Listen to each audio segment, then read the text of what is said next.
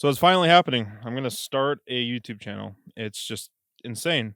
I didn't realize it, but Hades 2 Early Access came out yesterday, and I just bought it this morning. I played like an hour of it, and I'm just like, yeah, I finally want to get my YouTube channel started, and I'm gonna start with Hades 2. And I think this is just a great intro game to start with because it's just a huge fan favorite of mine when it came to Hades 1. I loved Hades 1 so much during the pandemic, and I played that game constantly. Finished it all, did all the quests, like, beating Hades 10 times over, and I just loved it. I love the storyline, I love the story arc of the characters, all the little things you can do, and the fact that it was an indie game at such a cheap price. I think it was $30. Yeah, I think it was like $30 when I bought it then. I was in love. I loved Hades, and then to find out, like, Hades 2 has come out so soon, I'm just even more stoked. So first impressions of Hades 2 for the first hour that I played, it's man, you pick up right off from Hades 1, right? Like, Hades 2 is just a mirror image of exactly what Hades 1 was, but graphically a little bit better, a little more polished. We'll see how the storyline goes, but so far I'm enjoying it. You're following Zacharias' sister now as she is trying to, it seems like, get revenge or help fight against Kronos. Again, I'm still pretty early in the storyline, but that's what I've gotten so far. Is that's your main drive as to why you want to keep progressing through. And you're in this encampment called Crossroads, and you're just trying to gain your experience and learn. And if you've never played Hades before, that's what it is. It's a progression game, right? It is just a very unique way of leveling up your character by constantly dying, constantly failing. And then as you are failing each and every time, you earn a little more points, you earn a little more coin to, buy certain things, or, there's different currencies that you have in the game. And in Hades 2, it's the same thing, but they've added a lot of cool new features. So I say let's start with that. Is like, what are the changes that we see in Hades 2? And the first thing that I noticed that was a pretty good difference is the starting position. When you leave what's like, from Hades 1, we knew that from it being like Zacharias's like home base, like his bedroom. Here it's like an encampment that you're leaving called Crossroads. So once you leave and you're in the starting position, it's not always the same angle like they had in Hades 1. So I thought that was kind of interesting, but it's still the same territory. So it's a small difference, but I thought it was pretty cool. Another difference that I saw was, they still have the fishing pole like they did in Hades 1, but now they've got a few other things. So, like, one of the early items that I got to unlock was the pickaxe, where you can dig for things like mushrooms, and these type of items that you collect, you can use to upgrade other items, and it just kind of more expands the progression system that they have in Hades. And I think again, I'm still kind of new to it as far as Hades 2, and how much I'm going to enjoy that, but we'll see. Like, it looks like it's pretty good so far, I guess. A lot of the same gods you see. Like, you got Zeus, and I'm gonna butcher all these names. Just a heads up. Demeter, yeah, the goddess of seasons. Um, there's most of the gods I'm seeing that here are fairly the same ones that you see from before. I'll do probably a new video doing a more deep dive into what are the differences, but there are some new gods that I'm really interested to see if I like their style. There's Apollo, which is the god of light, and then there's my favorite so far is, I believe it's pronounced Hestia. She's the goddess of flame. That's been the one that I feel like I've been able to progress further through regions the easiest once I get Hestia. And some of the old characters are back though, like Hypnos is back, which I think is really cool, but he's asleep. And I'm gonna say that's one of the bigger improvements is that Hypnos is asleep. He was my least favorite character in Hades 1. Just that annoying greeter saying, just like trying to be cheerful, but saying very condescending things to you for not, progressing well. So yeah, I like that Hypnos is back, but he's asleep. So I think that's pretty cool. I don't know if this is actually Scully. It sounds like Scully. The voice actor, at least I believe, is the same, and but they're calling him Skelmus, so giving him more like Greek name to himself. I would like to, so far, to think that it's Scully, but got promoted, and maybe we find that out or not, but that's what it looks like to me at least. There's some new characters, side characters that you see, but you can tell they're just like re-envisioned characters from Hades 1. For example, Odysseus is in here. If you know Odysseus from the Odyssey, uh, but he's basically Achilles, from Hades 1. Just like that guide for you, helping you with your morale and keeping you going, that type of thing. Meg's character in this case is Nemesis, very easily. Like that's who they chose to replace Meg with.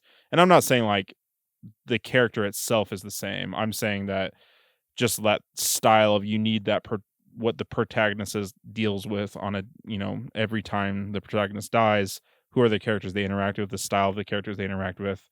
Those are some of the I call them re-envision characters. And so far, I'm not loving Odysseus or Nemesis. I miss Achilles and Meg, but I just don't think I've played enough to really give my opinion on that yet. But let me give my opinion of what I have seen. So let's go do some pros and cons here. One of the biggest pros that I see here, it's Hades all over again, but a brand new story and new characters to explore and new things to unlock. Like to me, that is just the biggest pull for me of Hades 2, where they did not try to go and reinvent the wheel when they already had such a successful game with Hades 1. I really like that they stuck to what they were good at. They stuck with what worked in Hades 1 and just improved upon it. And I'm really liking a lot so far that that's what we're dealing with. The mechanics is still great. It's a very fast paced fighting game combat system. I just love the fact that I'm basically playing a continuized Hades 1 version, but a brand new story and a brand new protagonist that I'm interested to learn about their stories. The progression system is a little bit more complex, which I think is a positive thing. It's not verbatim from Hades 1. There's a few other more different items that you can grab, like I talked about the pickaxe, for example, and things that you can earn. And there's these cards that you have that you try to use Ash to pay for to make it so your character grows itself. I think that was really interesting. I'm still getting used to the currency system, but it seems to be still in line like how Hades 1 was, but a little more complex, which I think is a good thing. The art style stays really true to Hades 1, but definitely an upgrade. It looks like it's hand drawn art, but more polished. I love all the gods that are shown as the characters here. Even the old gods from Hades ones, they get a new upgrade on their look a little bit and how the look is. I think they've just done a phenomenal job in the look of this game, and it's just I'm glad that that got to continue into Hades 2. And the last thing that I think is just phenomenal about this game, it's $30. It is $30, and that is something that I really appreciated back with Hades 1 is these independent games where they're not doing that default, 60 or now $70 that games come out to be. It knows who it is. It knows that it's not going to be some AAA or quadruple A video game, but it's still just addicting and it's fun. And I think that is one of the biggest reasons why I want to support the developers of this game, Super Giants, because they just know not to try to nickel and dime their customers. And this is something that a game as well polished as this and as fun as this game is to only be $30, that just makes the value of this game even much more so just amazing to me. There's doesn't come with all these small microtransactions. It's not trying to be a live service game. It is a really fun single player game for just $30 because it knows it's not this large AAA game. But as a customer, as a consumer of this game, I think this game is much more fun than the majority of games that I see out there that are for $70. Okay, now heading over to some of the cons that I have with this game. And again, I've only played this game for about an hour.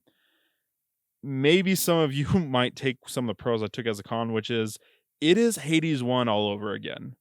And I know that was a lot of my praise of this game, but maybe they took it too far where they were too scared to, I don't know, explore something a little bit newer, a little bit different.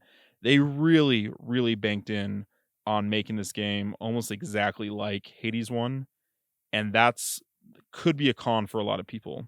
I like to compare this to let's say Tears of the Kingdom with Breath of the Wild.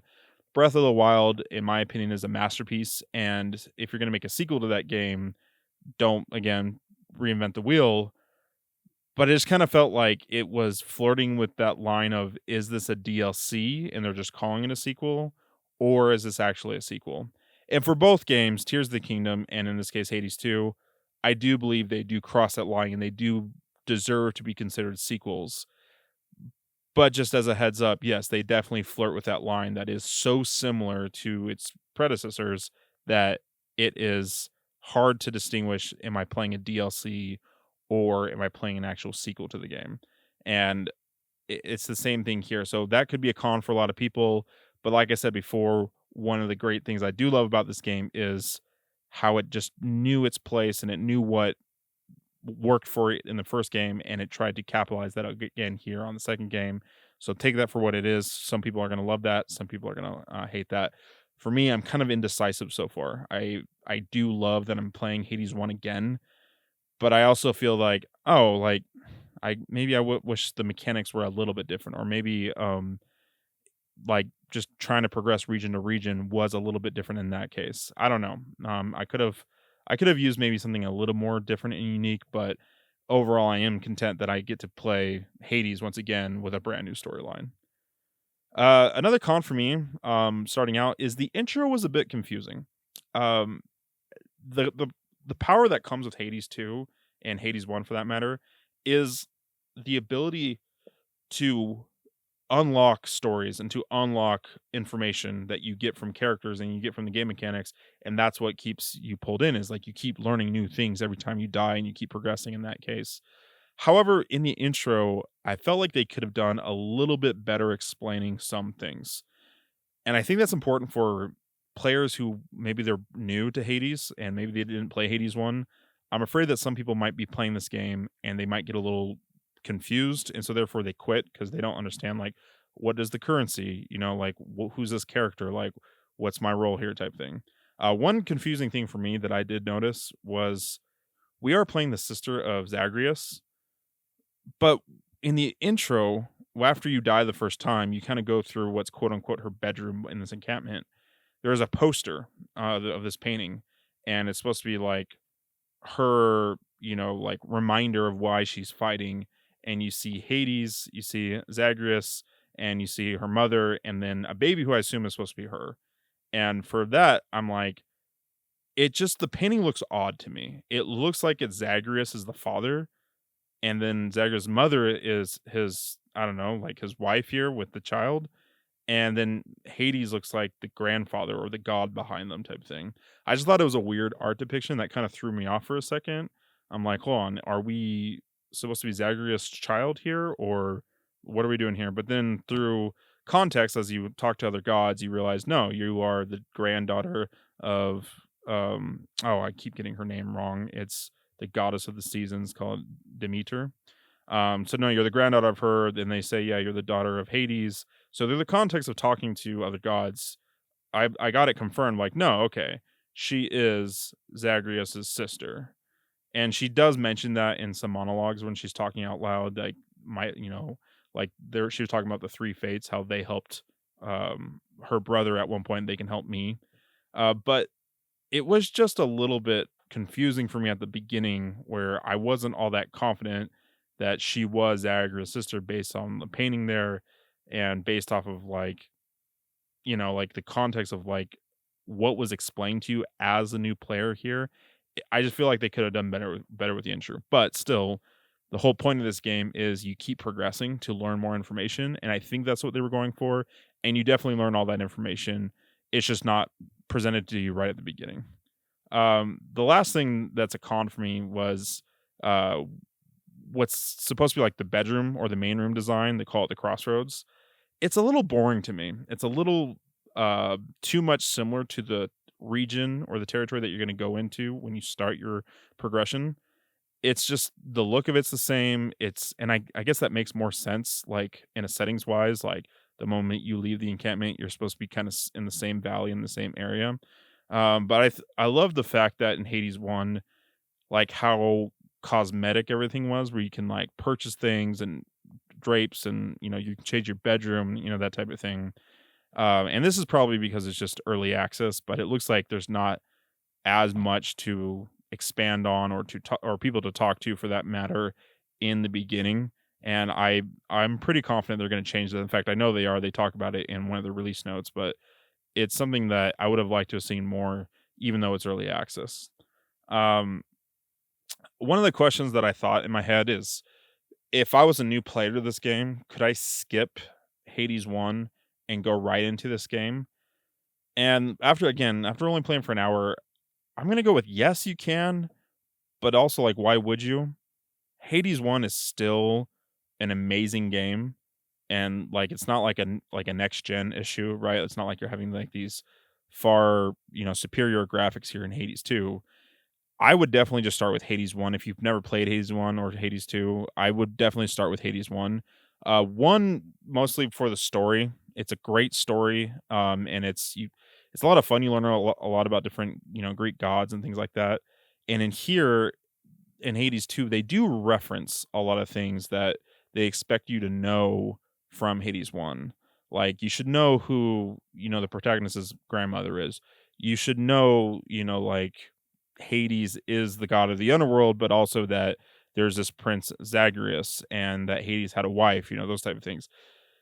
And when you meet different gods and you meet different characters, it just would hit different if you never knew who they were or the backstory from Hades 1.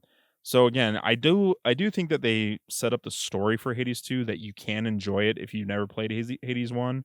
But I also think, like, the majority of the developers here thought that probably our customers played Hades 1, and therefore we don't need to explain everything, and we can just get them started into Hades 2. So my recommendation would be play Hades 1 before you play Hades 2, but it's not a requirement. All right, let's talk about the updates that they have. At the beginning of the menu, you'll see that they explain that you can go to a link here of what updates we can expect in the future. Because again, this game is early access. They say the first major update will be later this year, indicating that it'll be some months before their next update. The full version is not expected to come out this year at all. The game will remain in early access at least until the end of 2024, and it could possibly be well into 2025. They're not precise to when the date of the full version will come out. But like I said, so far with this early access, I'm very impressed. It doesn't seem like there's much that needs to be polished so far. But perhaps as we get more into the game, maybe we might find some bugs, or maybe we might find some things that weren't quite finished. In fact, they actually highlight some of the things that could go wrong, like complete, graphics that are not completed. So maybe that's some art that doesn't look as finished or whatnot. So I don't know. I think that once I finish the game, I'll come back with another video and highlight those things. But they do warn us for this early access that a lot of these graphics might not be as polished as before, and they would love to hear our feedback on the game. They do mention a lot of the high priority lists that they want to tackle for the next updates, and that's going to be an all new region to explore. And I haven't explored all the regions yet, obviously, but they want to add another region to explore before the full version comes out. They also want to update the crossroads, which is one of my major complaints, and it looks like that they saw it too. They want to make sure that there are um, more cosmetics to buy. They mentioned they want to have more characters to talk to, and I think that's going to be a really good upgrade for the crossroads, or, like, your main base or your main home or bedroom that you come to every time you die. That was something that was just a little disappointing for me, where I thought they did a great job artistically, and a great job with all the different characters and all the things to do on your home base in Hades 1. This one just doesn't seem like it's as polished. But story wise, context wise, if you're in an encampment, yes, of course it's going to be smaller, and it's not going to have as much to do as literally the House of Hades would have. So I guess, like, even if you're going to try to be more true to what the story setting is, it would make sense why this doesn't have as much stuff. But it's a video game, so I don't know. I would like to have it see. I would like to see, like, they added a lot more stuff there.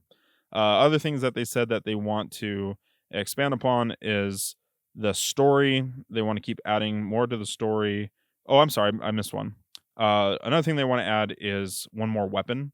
Again, I haven't unlocked all the weapons, and so it looks like they want to keep adding to that. Though they want to add one more weapon, and I can definitely see them continually to add more weapons throughout early access, or perhaps even when the full version comes out.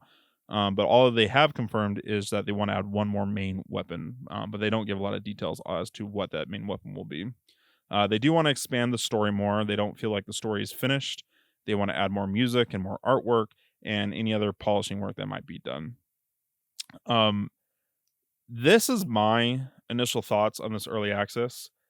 I am really satisfied. Like I said, I think that they've done a really good job as to how it looks, the price itself being only $30. I think it's a really fun game. And again, I feel like I'm playing Hades 1 all over again. I am very happy to pay the $30 to be playing this game. And I thought, amazing job. My one hesitation is when they say this is early access, is this just a marketing technique where really this game actually is finished, quote unquote finished, like we see with other video games where they release it knowing it's not fully finished, and then they know they're going to add things as they go on, and they're just literally just stating it in a different way than other companies do. Where, like, take Cyberpunk, for example. When Cyberpunk first came out, that was not a finished game. There was too many bugs. There was too many problems. There wasn't just a lot of issues that needed to be fixed with Cyberpunk. And it's the story with a lot of video games today where it gets released and the company knows it's not finished and they're going to simply just fix the game as it goes along over the years.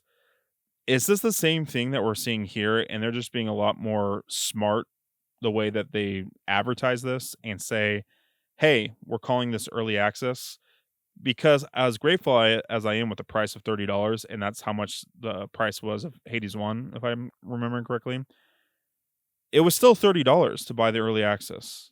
It wasn't, any type of discount, it wasn't a beta version, it was a full price game in their version of what a full price game is. And so therefore, it makes me feel like they're just doing the exact same thing other game developers do, which is s- put out access to a video game, even though knowing it's not complete. Um, Except in this case, maybe they're just being a lot more honest, calling it early access, saying, "Hey, this game's not finished." Uh, that's my only, like, I don't know, hesitation with applauding them so much of this early access game. But who knows? I think they did a great job with Hades 1, and I think Supergiants deserves the benefit of the doubt. So I'm gonna let this go and just praise them for what they've done so far, unless I see otherwise throughout the game that is contrary to that. So my overall score that I give this game, I give it a solid B plus. I give it and in my opinion, that's a really high score for a video game, especially for an indie game. My like I mentioned my complaints before, it was a little slow at the start, and its introduction to the mechanics. I'm not fully invested in the character like I was in Hades. I wish there were more characters I cared about in Crossroads. I have mixed feelings about how similar this is to Hades 1, and perhaps I wish they took a few more risks. However, it's Hades 2. I'm so happy this game came out, even if it's early access. If you tell me that I get to play Hades 1 again, but with a new story and a protagonist, better looking artwork, and completely new weapons and character arcs, and I get all that unlocked for $30, I'm in. And I couldn't be more excited to keep playing.